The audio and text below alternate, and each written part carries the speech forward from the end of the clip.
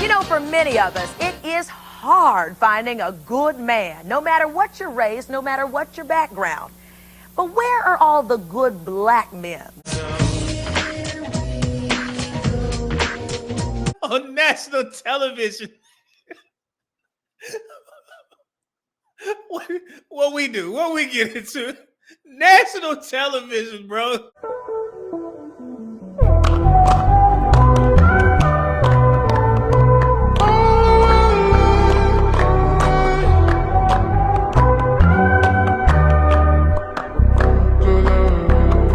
We're asking today.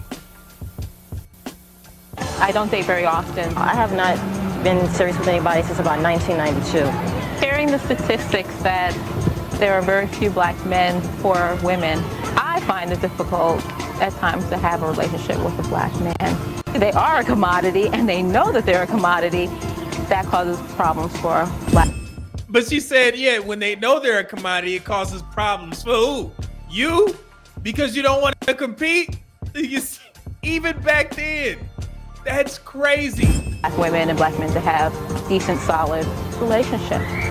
In the neighborhood where I reside, there are a lot of black women raising children by themselves. There's probably economic reasons. I mean, if you look at statistics of the black males in jail, I mean, when they come out. Did you hear what she said?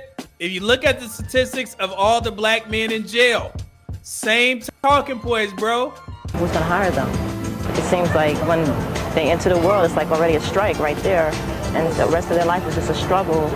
Now, black men are more willing to date outside of the race. For what reason, I do not know. There are so many beautiful But there's a contradiction.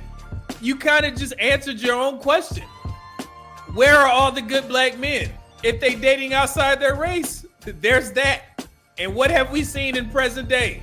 Now 1 in 5, every married black man is married to a non-black woman. And black women since then have not changed the talking points, but black men have shifted their focus. black educated women out here. What's bringing us apart? I don't know. I don't know. Goodness. A lot of folks don't know. It's not only black women who are concerned about finding the right one. I mean, I gotta admit, being well into the third. Look, nice upstanding black men when light-skinned brothers was in, you know what I'm saying? Suit and ties and shit. And they gotta sit there in the audience and listen to this foolery. decade of my life, no man, no kids, barely a phone call sometimes. Oh. I'm beginning to, broaden my approach a little bit to this man thing. I was talking to a girlfriend the other night and I said, honey, if there's not enough inventory in the boutique, then maybe we should be going department store shopping.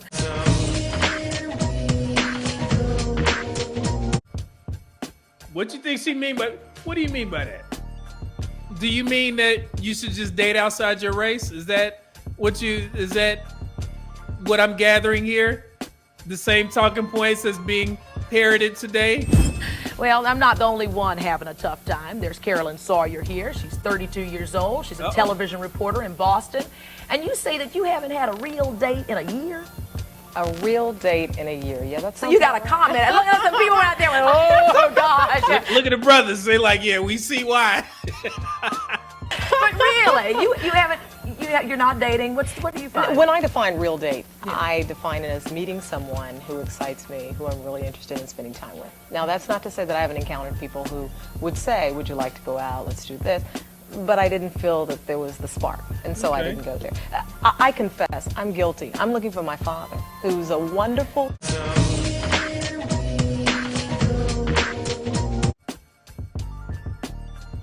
She said, I'm looking for my father. Man, how many, we lost count. They didn't already hit all the buzzwords. My dad, I just put out a video of a woman cheering the fact that her dad was buying and fixing everything in her house while he was in town.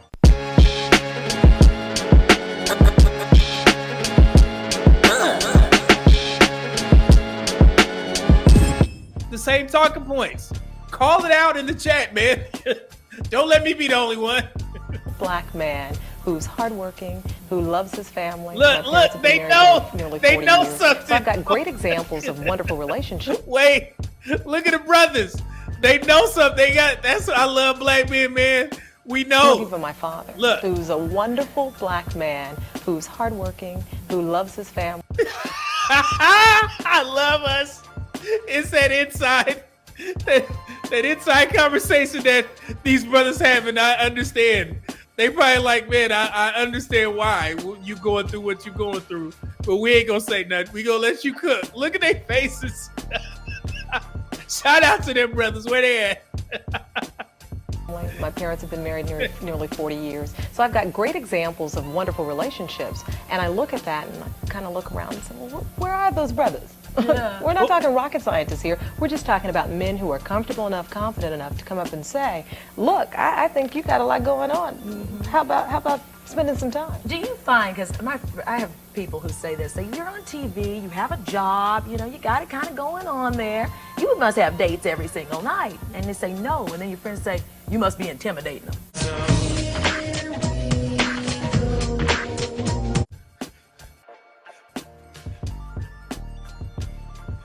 There it is. This present day. Intimidated. There it is, guys. With black women. Do y'all see this? There it is. But what am I to do? Because in my mind, the person that I'm dreaming of is the person who's comfortable enough to say, Rolanda, yeah, you're on your show. You've got your own show. You got a lot going on. But you know what? Together, I think we can be magic. I love you for saying that. Where are they?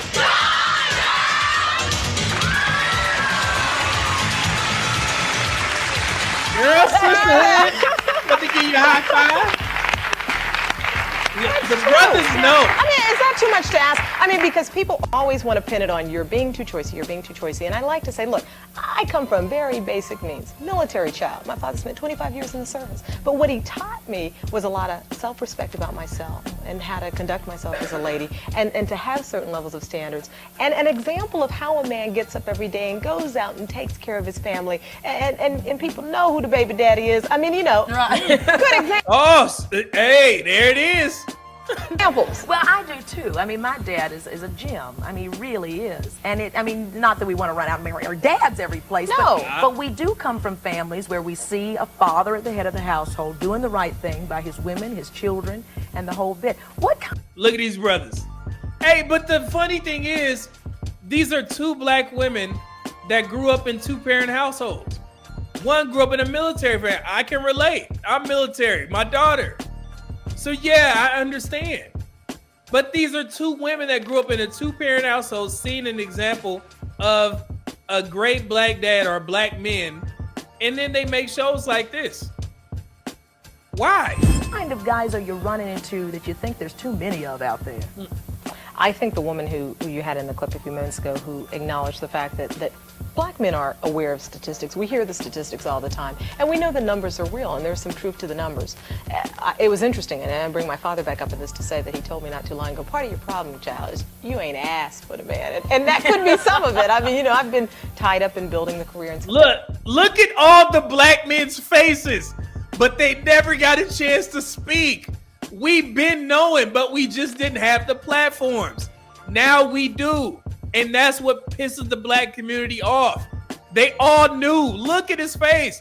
Brother, I feel you, man. I understand. And so on. But I think that they know the statistics, and in some instances they know that the pool is small, and particularly when you start getting to the level where you're getting specific. Did you see that? They know she's speaking for black men. What statistics are you referring to? And they still talking about the pool is small. One thing that I noticed is that when we have these conversations and people bring up the fact that there's 2 million more black women than black men, I noticed that the black community assumes that overage of 2 million black women, all of those women are viable candidates for marriage.